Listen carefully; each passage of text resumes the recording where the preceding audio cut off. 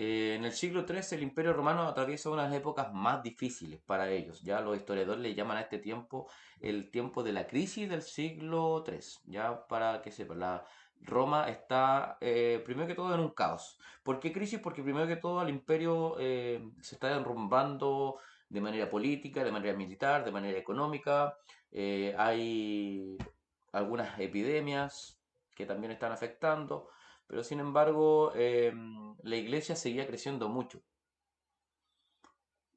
A diferencia de los primeros siglos, la iglesia ya no era una comunidad escondida, sino que ya era un grupo visible en distintas ciudades que también incluso causaban revueltas, ¿ya? No solamente habían esclavos, sino que también habían comerciantes, habían artesanos, funcionarios, e incluso mujeres que también eran bastante influyentes en este siglo. Ya la fe cristiana también por otro lado ofrecía la esperanza, ofrecía la comunidad, el cuidado mutuo. Por ende también había tensiones internas. ¿Por qué? Porque había quienes querían mantener la máxima exigencia de la vida cristiana, un cristiano más riguroso. Se empieza a polarizar ya el evangelio en este siglo. Empiezan, bueno, habían otros más abiertos y daban incluso cabida a los que caían bajo la presión de las persecuciones.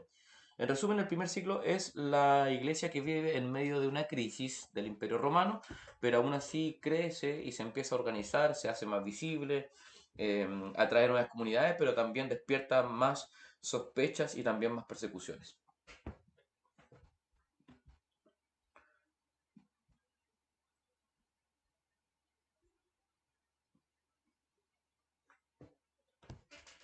Em, Vamos con la imagen. Bueno, eso es lo que estábamos hablando respecto a la crisis de, a modo introductorio del siglo III. Esto acá después surgen, como dije, varias persecuciones que toman al mando algunos emperadores, ¿ya? Estas persecuciones hacen, como dije, que se polarice el mundo cristiano de aquel entonces y el mundo del martirio empieza a ser como una escuela de fe, empiezan a aferrarse más a los martirios. De hecho, una de las frases que ocupan aquí uno de los eh, historiadores de esta época y teólogos dicen que la semilla de los mártires es la semilla de los cristianos y después empieza a propagarse eh, con mayor fervor el tema gracias al martirio, la fidelidad a la fe se vuelve más fuerte, ¿ya? El que ustedes ven acá se llama Séptimo Severo. Séptimo Severo es gobernante del año 202 en adelante, en el siglo III ya. eh, y este emperador prohíbe las conversiones al cristianismo, y tanto como al cristianismo como al judaísmo. ¿Ya? Esto genera obviamente un ambiente bastante hostil, especialmente en el África del Norte, como ustedes ven acá en el mapa. ¿Ya?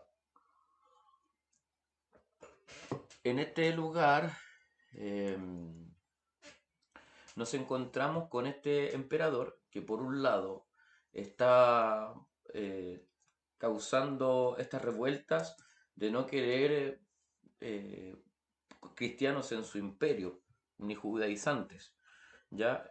En este contexto mueren los mártires conocidos como Perpetua y Felicidad, que son los que más causaron el fervor en África.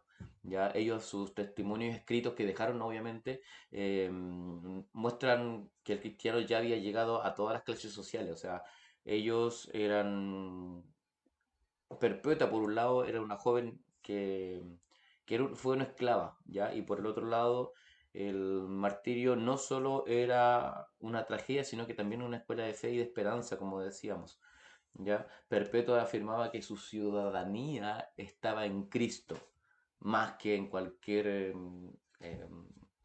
nacionalidad, ¿ya? Para ella, pertenecer a Cristo era indispensablemente más importante que pertenecer a las clases de Roma. Entonces, Séptimo Severo, como dijimos, principalmente marca la prohibición, ¿ya? Al cristianismo y al judaísmo. Eso es lo más importante de este emperador. No nos interesa cómo gobernó. Lo que nos interesa saber es que este hombre lo que hizo fue prohibir las conversiones al cristianismo. Recordarles, queridos amigos, que si ustedes tienen dudas, estoy viendo aquí sus TikTok, sus comentarios. Si quieren hacer alguna pregunta, la pueden dejar por escrito y apenas vaya revisando, voy resolviéndolas, ¿ya? Ojo, preguntas solamente del contenido, no me interesa responderles cuántos estómagos tienen los ángeles ni tonteras que ustedes ven en TikTok por ahí que la verdad no tienen ningún interés y enfoque importante, ¿ya? Em, Seguimos. Otro de los emperadores que fue bastante crueles fue el emperador Decio. Él gobernó desde el 249 al 251 y él estableció un edicto, ¿ya? Este edicto decía que todos los del imperio, todas las personas del imperio debían hacer sacrificio a los dioses de Roma y obtener así un certificado oficial, que hay uno, incluso unos papiros que muestran el libellus, que es un certificado como oficial del imperio, llamado libellus, ¿ya? Y este certificado se los entregaban obviamente a los que realmente rendían sacrificios. Ojo, que algunos cristianos cedieron por el miedo ya y ofrecieron estos sacrificios. Y a estos cristianos que ofrecían sacrificios se les puso el nombre de los lapsi, o sea, los que cedían. ¿Ya? Otros resistieron y murieron como mártires y estos obviamente fueron ejemplos claros para los demás. Algunos oyeron y practicaron lo que se llamó la resistencia pasiva y se fueron y evadieron. ¿Ya? El gran problema vino después cuando los lapsis querían volver a la iglesia. Aquí hubo ya después, vamos a ver un poquito más adelante, unos presbíteros que fueron bastante riguristas, que decían que incluso no había que perdonarlos. Sin embargo, bueno, él fue novaciano, ¿ya? Pero sin embargo había otro obispo se llama Cipriano de Cartago y él fue más pastoral, fue más misericordioso y enseñó que debían aceptarlos, perdonarlos, pero debían obviamente pasar por una penitencia pública y seria antes de volver a la comunión. En el fondo había disciplina. Seguimos. Recordando entonces de Decio, los lapsis, el certificado oficial de perdón, de Libellus, el cual tenían todos los que rendían sacrificio. Y aquí los que no rendían sacrificio eran martirizados y por otro lado habían cristianos que se dieron y se llamaban los cristianos lapsis. Valeriano, golpear la cabeza para herir al cuerpo. ¿Qué quiere decir esto? Bueno, Valeriano cambia la estrategia, no solamente persigue a todos, sino que lo que hace es ataca directamente la jerarquía de la iglesia y corta las cabezas de los obispos, de los presbíteros, los diáconos, y estos fueron encarcelados, incluso algunos otros ejecutados. ¿Ya? El caso más famoso es el caso de el obispo Cipriano de Cartago, que fue el mismo que dijo estas palabras de que había que ser misericordioso con los que querían volver. Él, por otro lado, fue muerto. Incluso antes de morir dejó su gran enseñanza sobre la unidad. No puede tener a Dios por padre quien no tiene por iglesia por madre. ¿Ya? Está el latín que se llama el De Unitate Ecclesiae. ¿Ok? Entonces, en conclusión, este emperador Valeriano entendió que si eliminaba a los líderes, desorganizaba o ponía más inestable a la comunidad. Pero obviamente la muerte de Cipriano demostró todo lo contrario. Los obispos se convirtieron en un símbolo de fidelidad para la iglesia y obviamente la iglesia se fortaleció aún mucho más. ¿Ya? Em, Seguimos. ¿Cómo vamos con...? Sí, se ve bien. Excelente. Estoy comprobando la conexión.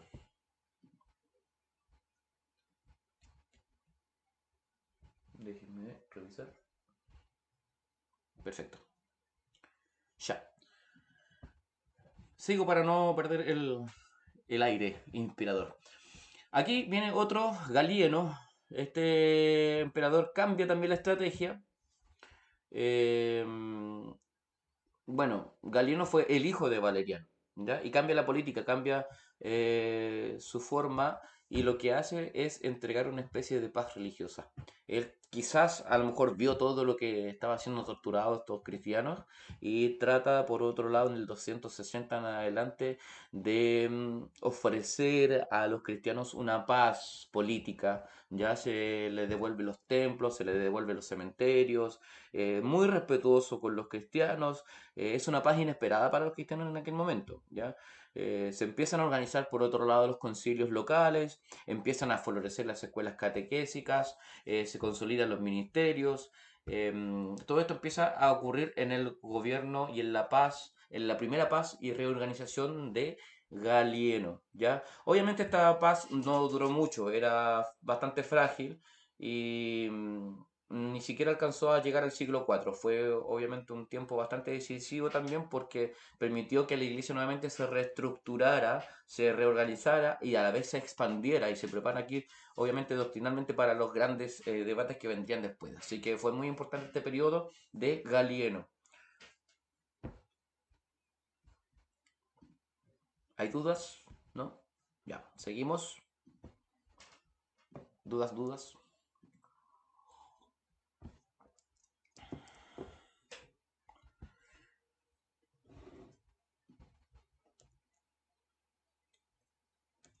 Vamos con un tercer punto que es este punto.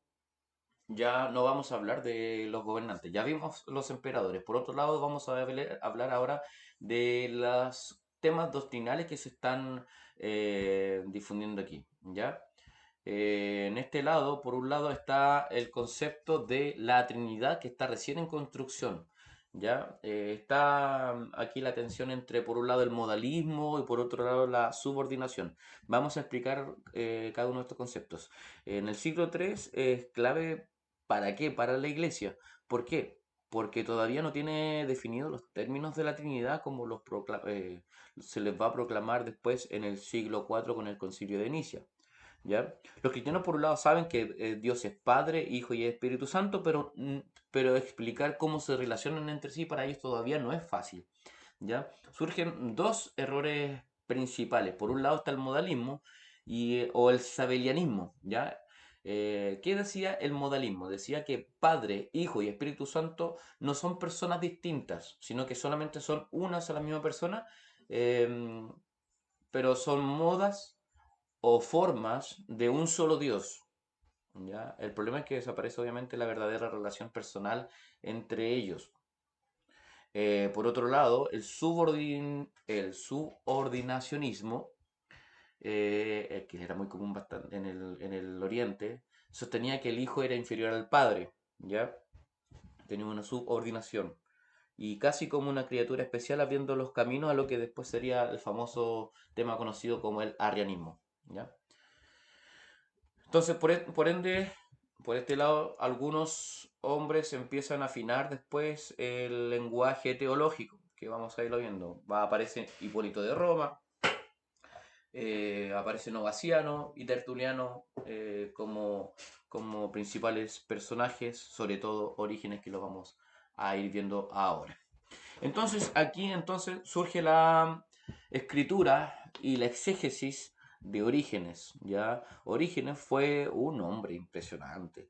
Este periodo del 185 al 256, 254, donde está Orígenes, empieza a brillar. ¿Ya? ¿Por qué? Porque Orígenes forma la primera escuela en Alejandría y forma esta escuela interpretativa o de exégesis. ¿Ya? Es un genio de la exégesis para el tiempo, ¿ya? Para la teología, es como el hombre avanzado de la época. ¿Hay dudas? No, no, no, no. Ok. Hola, Kenia, Dios te bendiga. Si tienes dudas puedes ir preguntando, quedarte un ratito con nosotros. Em, Hay una obra de este hombre llamado La Exapla, que comparó seis versiones distintas del Antiguo Testamento, creando obviamente aquí el gran proyecto de crítica textual bíblica. De aquí surge la primera interpretación bíblica. En su tratado, el Principis, intentó hacer la primera teología sistemática, y aquí abordó conceptos como la Trinidad, la creación del hombre, la salvación, Y en su método de interpretación habían tres niveles: el sentido literal, el sentido moral y el sentido espiritual o alegórico, ¿ya? Fíjense que estos no están tan alejados, sobre todo el sentido, eh, siempre hay en cuanto a interpretación, siempre hay un contexto literal, un contexto espiritual, alegórico, místico y un contexto moral, ¿ya? Con Orígenes, aquí la iglesia aprende que la Biblia no se puede leer de manera superficial, sino que hay que buscar obviamente a Cristo en toda la escritura. Ese es el fin, dice que es Cristo el que está revelado en la escritura y es a partir de ahí donde uno debe realizar la interpretación, ¿no? No es tanto aplicaciones de manuales de guía para el mundo, para el hombre, sino que la Biblia habla de Cristo propiamente tal, más que del mismo hombre. ¿Ya? Sus ideas a veces fueron bastante polémicas, como la preexistencia de las almas o la apocastasis, eh, no, apocatástasis. Pero el aporte más decidido fue para la historia de la teología. Las ideas clave de este hombre que podemos encontrar es que Orígenes tuvo una profundidad a través de la lectura de la palabra de manera espiritual, pero obviamente siempre manteniendo las reglas de la fe, ya dentro de la iglesia. Nunca se fue por los tarros, como por decirlo de alguna manera, a los chilenos. Bien, aquí está una de las liturgias o ministerios que eran más preponderantes en aquel momento, la traditio apostólica y la didascalía. Ya vamos a hablar de cada una de ellas. La traditio apostólica eh, es cómo se organizaba en aquel momento el catecumenado o mejor dicho, el proceso de preparación para el bautismo, palabra que ocupan todavía los católicos con la catequesis, ¿ya? Esta tradición apostólica en aquel momento se le atribuía directamente a Hipólito, ¿ya? Uno de los discípulos, uno de los descendientes de los discípulos de Cristo, y el rito bautismal, que fue como la triple inmersión y la confesión de fe, ¿ya? Por otro lado, la Eucaristía también con plegarias bastante ya se fue desarrollando. Eso es la tradición apostólica, ¿ya? Se le atribuía a Hipólito entonces y organizaba tanto como el rito bautismal y como el catequesis también o el catecumenado. La didascalía apostolorum es el manual de disciplina con que la iglesia funcionaba en aquellos momentos, ¿ya? Guiaba a los obispos, a los presbíteros, diáconos, a las viudas y a los ministerios de caridad.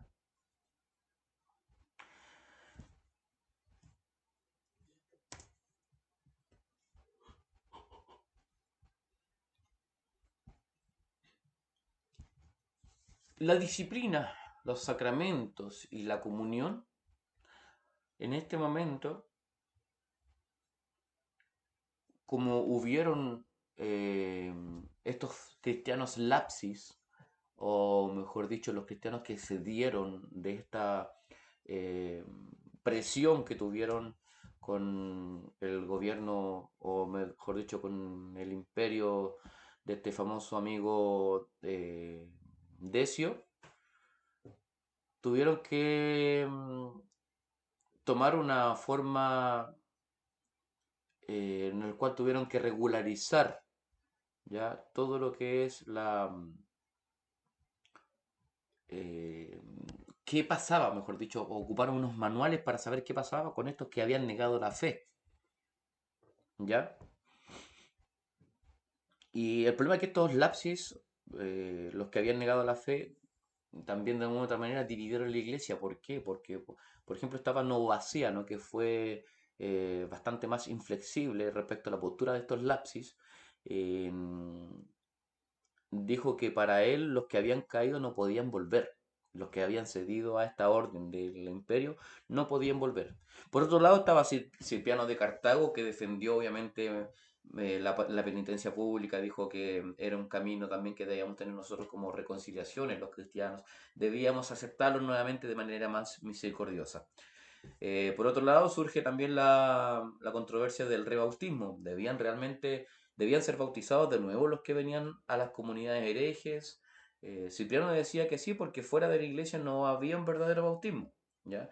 Y por otro lado, el obispo de Roma, Esteban I, decía que no, porque el bautismo obviamente depende de Cristo y no del ministro, ¿ya? ¿Quién estaba bien entre medio?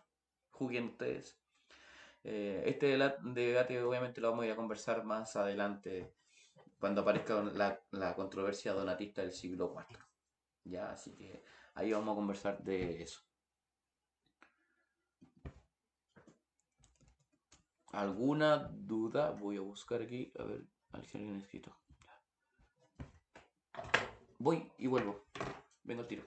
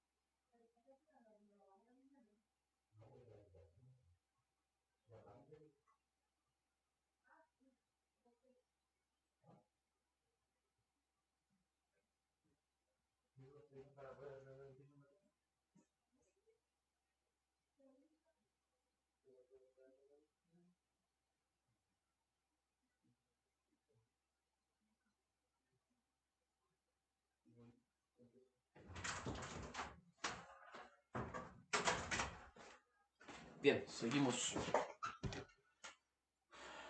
Estoy tomando mucho té, perdón.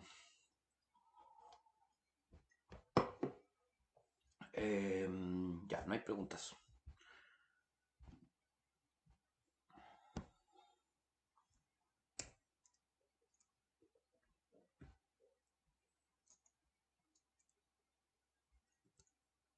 Ya estamos hablando respecto a este punto, ya, que es la vida eclesial.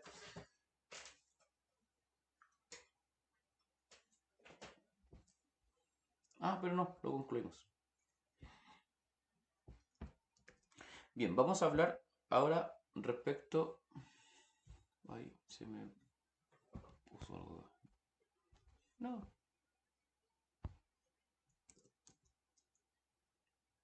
esperen.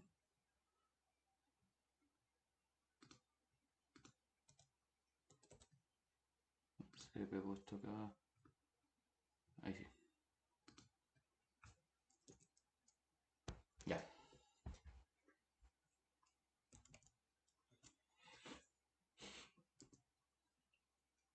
Bien, hemos visto entonces emperadores del siglo III, hemos visto los problemas teológicos del siglo III.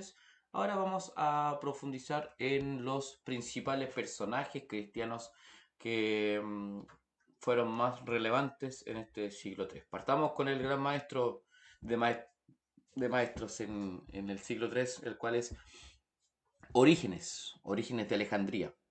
¿Ya? No fue un maestro, un maestrazo, ¿ya? Mis respetos para Orígenes porque fue uno de los teólogos más brillantes y originales, obviamente, de toda la historia de la iglesia. Este hombre dirigió la escuela alejandrina, ¿ya? Donde formó a varios cristianos, varias generaciones de cristianos, de hecho, ¿ya? La Exapla era quiere decir que eran 6 versiones del Antiguo Testamento, ¿ya? El cual él las comparaba, hizo una comparación. Fue bastante buenísimo, o sea, mis respetos a Orígenes. El Principis intentó que hacer más que nada en teología sistemática. Entonces, sus 2 obras principales, la Exapla, que comparó 6 versiones del Antiguo Testamento, y el Principis, que fue el primer manual de teología sistemática. Empezó a hablar de Dios, de la Trinidad, la creación, la libertad humana y la salvación por otro lado. ¿Ya? Su método de interpretación, como dijimos, era un método en el cual era literalista, moralista y espiritual. Y principalmente como Cristo en el centro. O sea, de verdad, bastante buenísimo para la época. Fue perseguido obviamente por Decio. Y lamentablemente él murió debilitado por las famosas torturas. ¿Ya? Ese fue Orígenes. Yo diría que uno de los principales hombres del tiempo del siglo III. Cipriano de Cartago, abogado, se convirtió al cristianismo y se volvió un obispo, ¿ya? Él, al ser abogado, ya demuestra mucho que su pensamiento es bastante claro y bastante organizado. Lideró la iglesia de Cartago en los tiempos de la persecución de Decio, ya en su tratado que hizo de la de Unitate Ecclesiae, afirmó que no pueden tener a Dios por padre quien no tiene a la iglesia por madre, ¿ya? Cipriano de Cartago. Este mismo fue el que dijo que defendió mantener en este caso la unidad de los obispos como garantía de la comunión. ¿Ya? Em, Cipriano también fue el que tuvo, aunque sea abogado, pero fue bastante misericordioso, defendió la penitencia pública como el camino del regreso. O sea, cuando tuvieron lapsi, él les dio la oportunidad, gracias a él, de poder de entrar nuevamente los que se habían negado la fe por producto de las órdenes de los libellum. ¿Ya?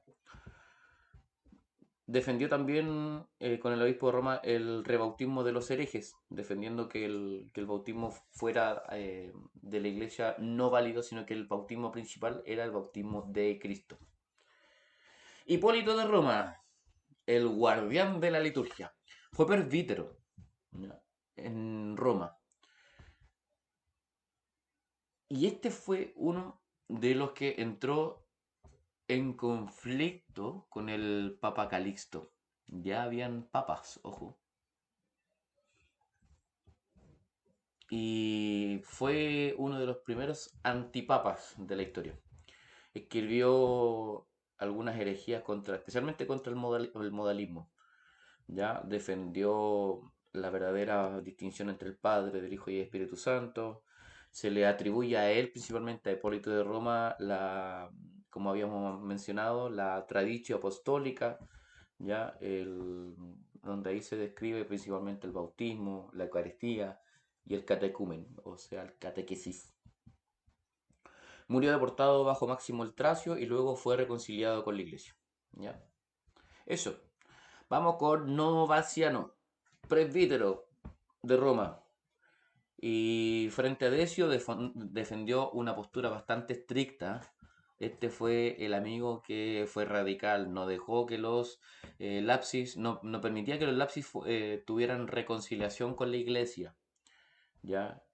No deja de ser lo que escribió. Escribió el de Trinitae, que es el primer tratado sistemático sobre la Trinidad en latín. Así que ojo ahí, Novaciano. Em, Se opuso a la elección del Papa Cornelio y generó un gran cisma llamado la Iglesia, que creó la Iglesia Novaciana.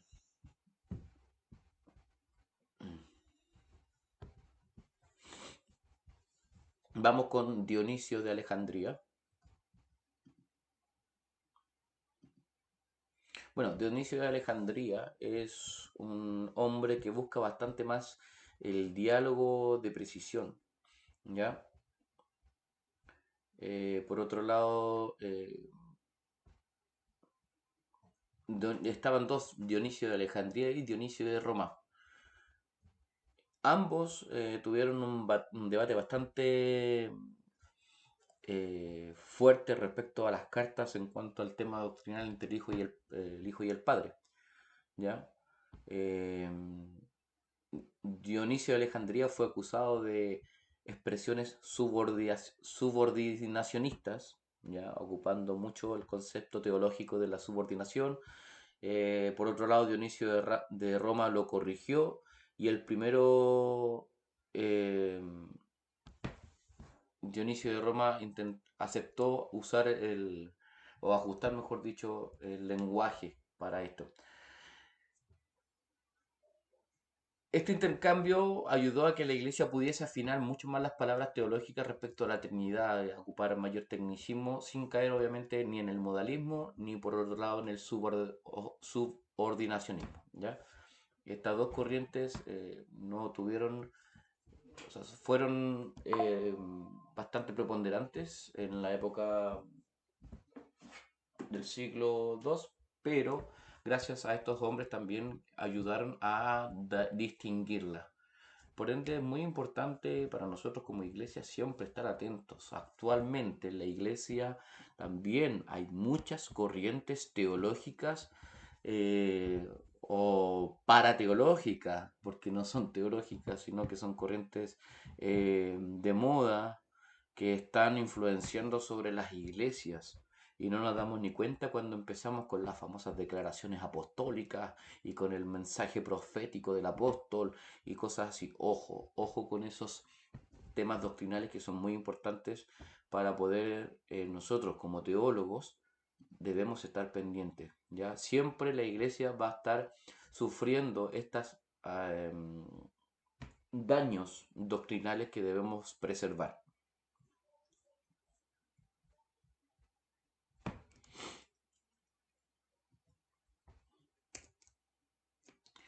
Bien, ya llegamos al final de lo que son el siglo III. Ya se nos viene el siglo IV, en el cual ya vamos a profundizar con mayor detalle en este siglo, especialmente sobre el concilio de Nicea. Ya en conclusión, para este siglo del siglo III, tenemos que comprender nuevamente que por un lado hubo un tránsito tanto de la persecución del siglo II a ya mantener una identidad, sobre todo con este emperador, hijo del famoso eh, emperador Decio, que ya tuvo eh, una identidad de la iglesia primitiva, ¿ya? El cual Galieno dio una paz, por un lado inesperada, pero bastante corta a la iglesia, la cual obviamente ayudó para poder fortalecerse un poco más y también obviamente expandirse un poco más, ¿ya? Recordar que esta famosa Libellum o este famoso decreto también polarizó bastante a la iglesia. Por un lado se dieron los cristianos en Lapsis, por otro lado estuvieron los que mantuvieron la identidad. Por aquí hubieron semilla de mártires, que también obviamente fortalecieron la iglesia, sobre todo en el África del Norte, en el cual ahí estaba los eh, la expansión de la iglesia con mayor fuerza, ¿ya?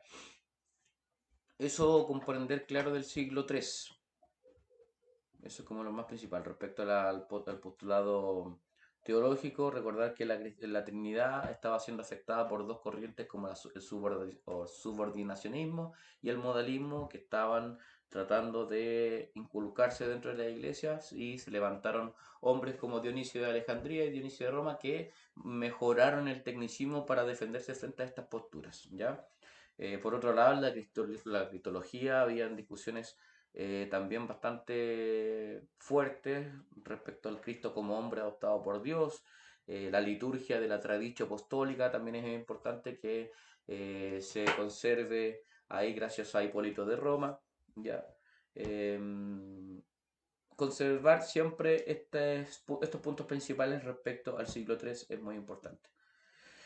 Bien amigos, espero que hayan disfrutado este resumen del siglo III. En breve nos contactaremos para realizar el siglo IV. Bendiciones.